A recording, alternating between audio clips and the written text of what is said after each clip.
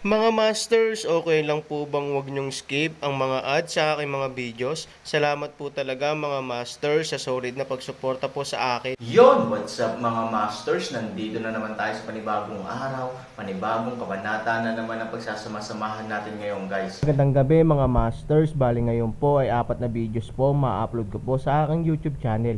Tama nga mga masters, 4 na videos nga po ang ma-upload ko po.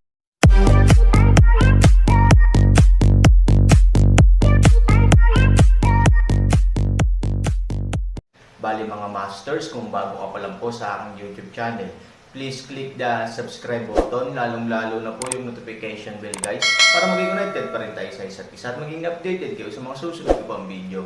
Bali mga masters, bago natin umpisahan ng kwento ay mag-shoutout po muna tayo para sa mga solid nating tagapakinig. Shoutout kay Ronald Gutierrez at shoutout kay Fernando Jimeno. Yun na nga mga masters, no? Bali hindi na ito patagalin. In 3, 2, 1, let's go! Kabanata 2451 hanggang 2455. Umalis si Zongji, ngunit kung mananatili siya, labis silang nalilito.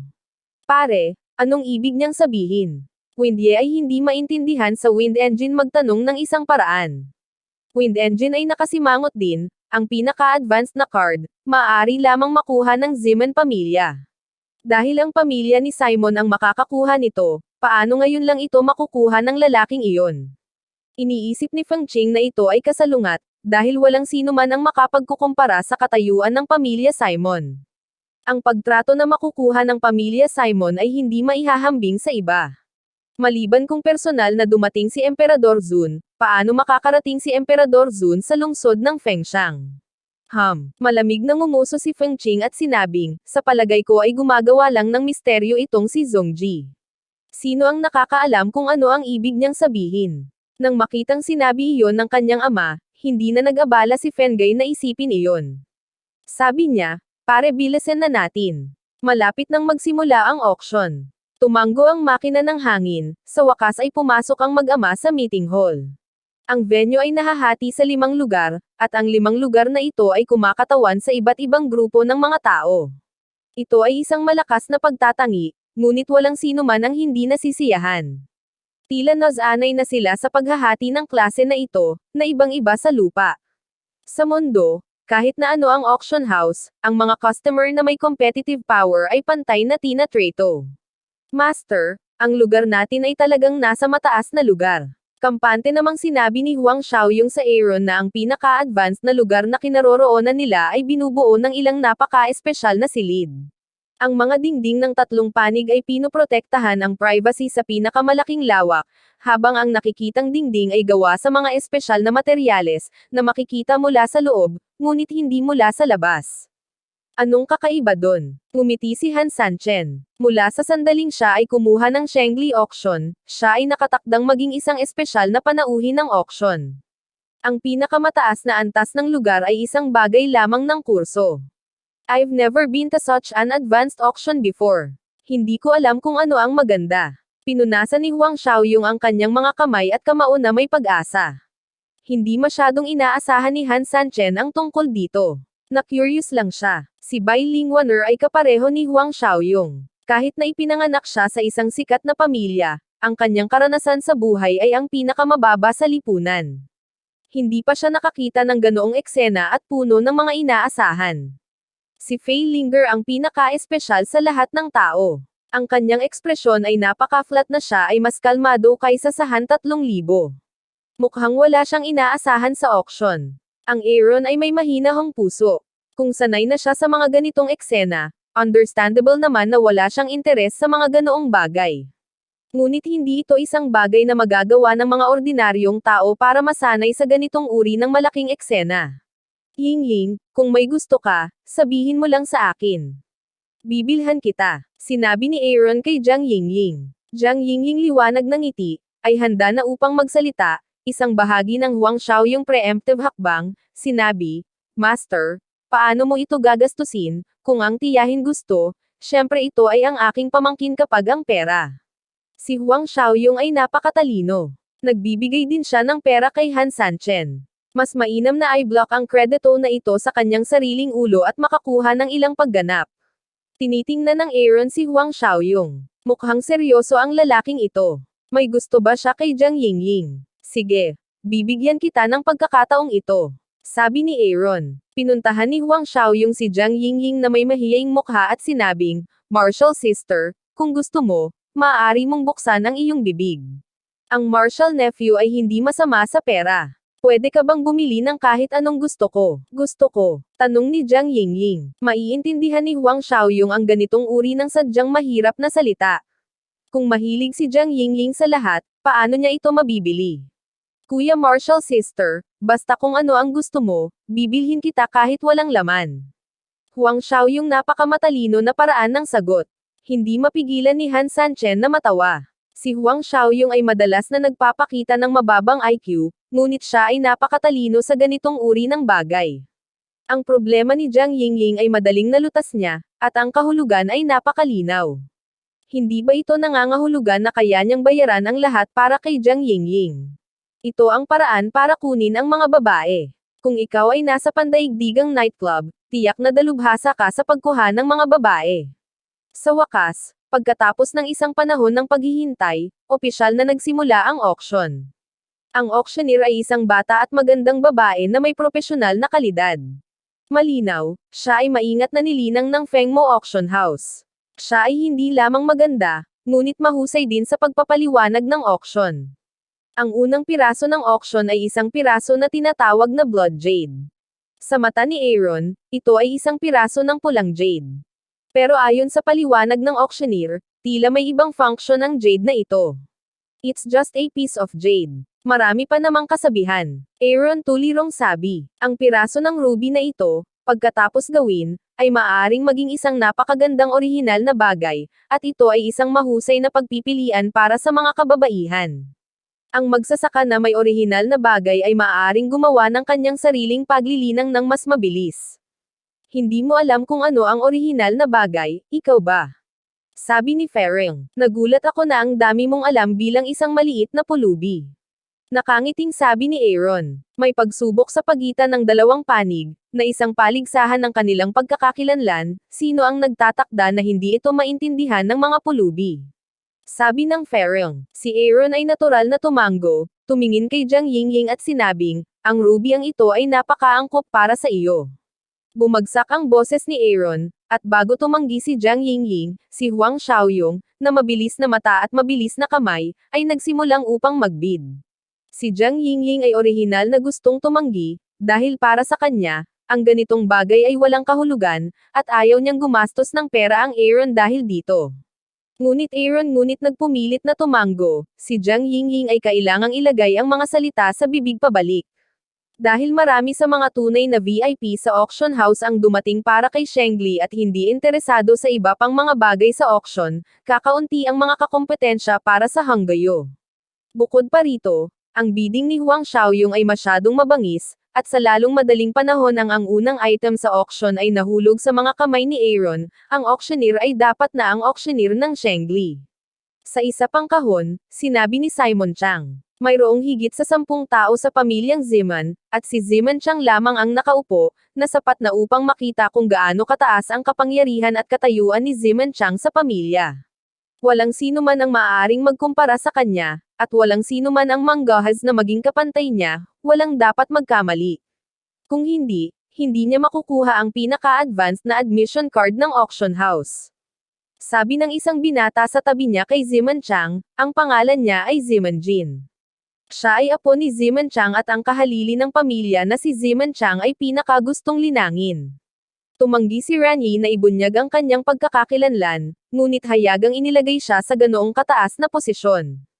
"Katangahan ba talaga para sa akin ang maging Simon Chang?" sabi ni Simon Chang na nakangisi. Aksidente iyon, dahil hindi alam ni Ran Yi na darating ang pamilya Ziman, at hindi niya inaasahan ang mangyayari mamaya. Gayunpaman, hindi ito sinasadya ni Ran Yi, at mayroon ding kaunting pagkamakasarili.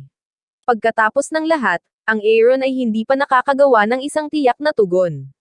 Tutulong siya sa bagay na ito, kaya hindi sinasadyang nalantad niya ang pagkakakilanlan ni Aaron. Ito ang layunin ni Ranyi na ilipat ang atensyon ni Ziman Chang sa Aaron. Natural na naisip ni Aaron ang ganitong uri ng hindi nakapipinsalang maingat na pag-iisip, ngunit dahil napagpasyahan niyang harapin sa positibong bahagi ng pamilya Ziman, ang ganitong uri ng maingat na pag-iisip ay hindi nagkakahalaga ng pagbibigay pansin. Kung tutuusin, may matandang kasabihan na hindi papatayin ang tao para sa kanyang sarili. Lolo, gusto mo bang imbitahan ko ang lalaking ito? Tanong ni Simon. Siyempre, ang tinatawag na pakiusap ay hindi isang magalang na paraan. Para sa pamilya Simon, hindi nila kailangang maging magalang sa sinuman maliban kay Emperador Zun. Umiling si Simon Chang at sinabing, kapag tapos na ang auction, kunin muna natin itong banal na kastanyes. Hindi siya makakalabas ng Fengxiang City. Ang una ay nahulog sa mga kamay ni Aaron, na sinundan ng pangalawa. Gayunpaman, ang Aaron ay hindi masyadong interesado sa mga susunod na bagay. Bagamat may mga kakaibang bagay na hindi niya nalalaman, wala pang ibang nararamdaman maliban sa pagpaparamdam kay Aaron na kakaiba. Natural, hindi na kailangang mag-aksaya ng pera para magkaroon ng mga ito. At hindi lamang Aaron, kundi pati na rin ang ibang mga tao ay hindi interesado sa mga pelikulang ito.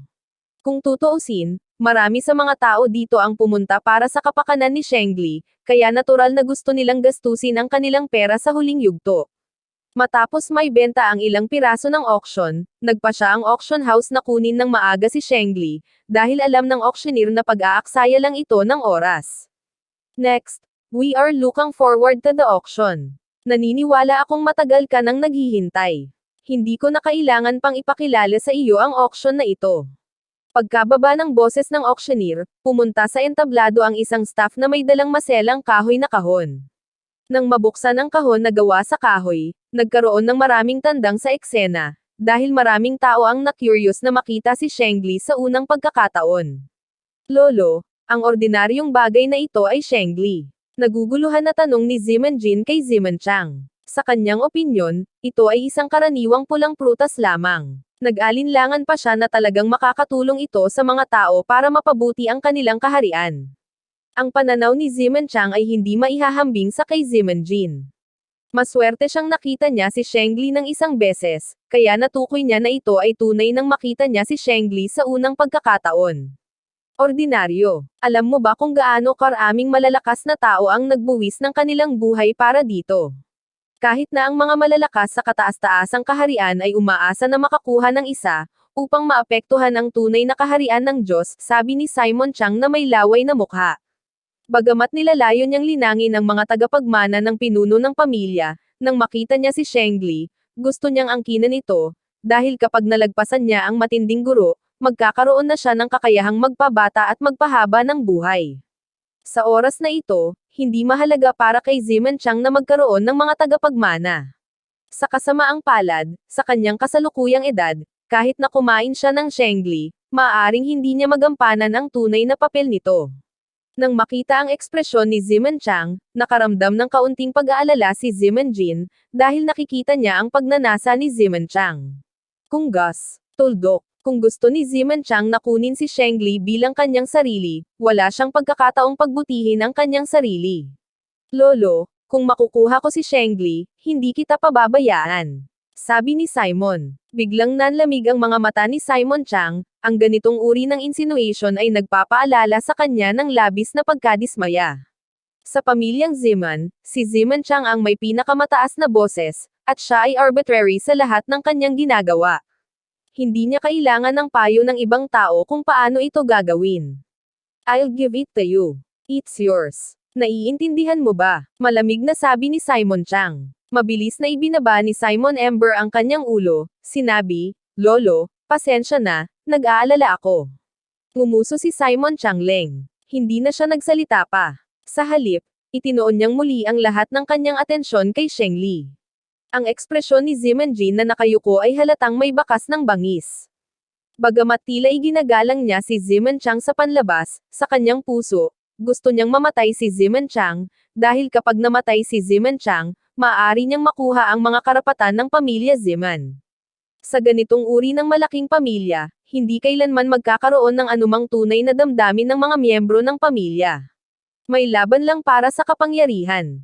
Hanggat maaari nilang hawakan ang kapangyarihan sa kanilang mga kamay, kahit anong uri ng relasyon sa dugo ang mayroon sila, hindi ito nagkakahalaga ng pagbanggit. Alam ng dating Zimanjin na pinahahalagahan siya ni Ziman Chang, ngunit ngayon alam na niya na dahil sa hitsura ni Shengli, nagsimulang manginig ang puso ni Ziman Chang. Para sa kanya ang pangalan ng Ziman Chang Glafeng Mall, ngunit ngayon ay halatang may makasariling pagnanasa si Ziman Chang, na lubhang hindi pabor kay Zimanjin, kaya kailangan niyang maghanap ng paraan para baguhin ito. Sa paglitaw ng Shengli Auction, ang auction house ay naging masigla sa isang iglap, at ang tinig ng pagbid ay hindi tumigil sa isang sandali. Mula noon, hindi nagtagal ay umabot ito sa isang kamanghamanghang presyo. Si Huang Xiaoyong ay nalilito. Bagamat alam niyang tiyak na gagawa si Shengli ng isang kamanghamanghang presyo, ang bilang na ngayon ay lampas na sa limitasyong naiisip niya. Guro, pagkatapos ng auction na ito, inaasahang magiging pinakamayamang tao sa buong Imperial Court. Napabuntong hininga si Huang Xiaoyong. Ang pinakamayamang tao, ang pinakamayamang tao. 3,000 magaan ng ngiti, para sa ganitong uri ng pangalan, wala siyang interes, dahil sa lupa, naabot niya ang tagumpay na ito sa ilang lawak. Ang mga ari-arian ng pamilya Nangang, ngunit maaari nasa kanya, ang yaman na ito, ay talagang pinakamarami sa mundo, mas mabuting magkaroon ng kapangyarihan kaysa magkaroon ng pera, kaya ang pera lang ang pinakamababang uri. Nakangiting sabi ni Aaron. Bagamat ang mga salita ni Aaron ay napakamakatwiran, si Huang Xiaoyong ay hindi makalayo sa kahangahangang pagkabigla sa kayamanan. Pagkatapos ng lahat, hindi pa niya naabot ang estado ng pag-iisip ng Aaron at hindi maintindihan ang kaisipan ng tungkol sa pera bilang dumi, bakit mo ginagawang pera ang lakas? Biglang sinabi ni Fei Ling dahil naiintindihan ni Aaron ang katotohanan ito, bakit niya sinubasta si Shengli? Sa simula, hindi naintindihan ni Fei Ling kung bakit gustong i-auction ni Aaron si Shengli. Nang sabihin ito ni Aaron, mas lalo siyang nagalit na lilito, dahil kinakatawan ni Shengli ang lakas. Yun na nga mga masters, no? Bali panibagong kabanata na naman yung natapos natin ngayong gabi. Muli, maraming salamat po talaga sa walang sawang suporta po sa aking YouTube channel na talagang inaabangan nyo po ang bawat upload ko po. Bali mga masters, magkita-kita ulit po tayo bukas ng gabi at ngayon po ay magpapaalam po muna tayo. Bali mga masters, bye-bye!